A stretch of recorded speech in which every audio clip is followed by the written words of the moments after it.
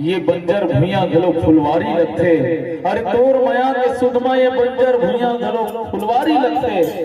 तोर मोर जोड़ी जैसे पतंग डोरी लगते। बांध के रखबे टूटे झन हमर माया के बंधना, बांध के रखबे टूटे झन हमर माया के बंधना। नहीं तो तोर बिना ये जिंदगी मोला सुनना बकरी बारी लगते, मोला सुनना बकरी बारी लगते। आवा संगवारी हो एक बार सुन घर एक माया भरे गीत आप सबके बीच रखन। एक नाया को नायिका जब माया होते प्रेम होते तो कभू कभू पता हरो नहीं रहा है कि माया हो गई। आवा वही भाव ला लेके एक बार सुन से गीत आप सबके बीच रखेला जात है। एक बड़ सुंदर गीत, एक नवा सर्जना, एक नवा गीत के संग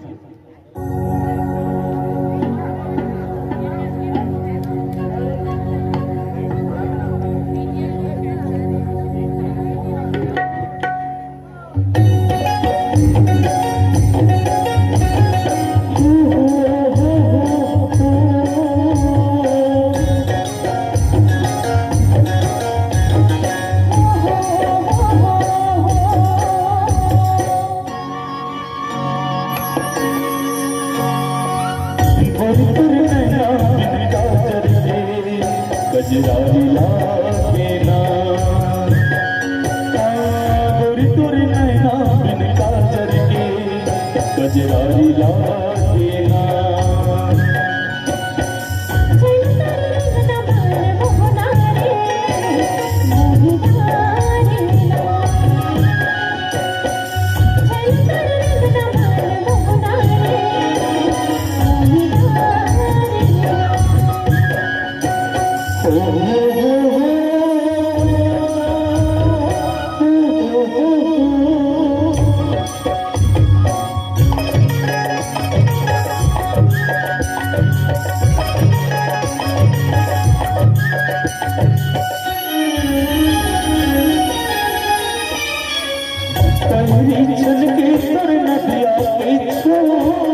नदिया के पानी जैसे मारे रे हिलो, नदिया के पानी जैसे मारे रे हिलो।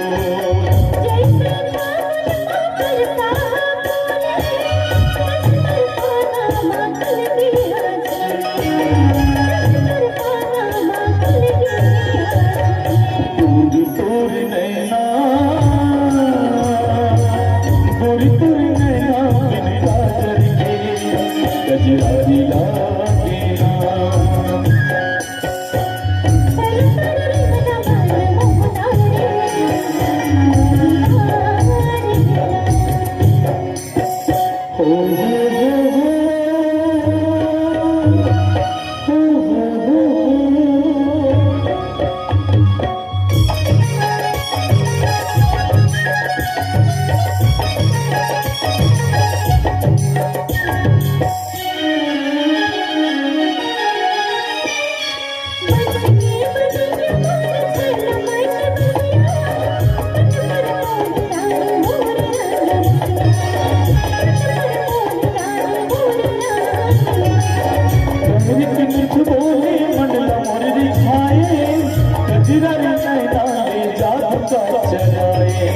गजरारी नैना ले जादू का चलाए।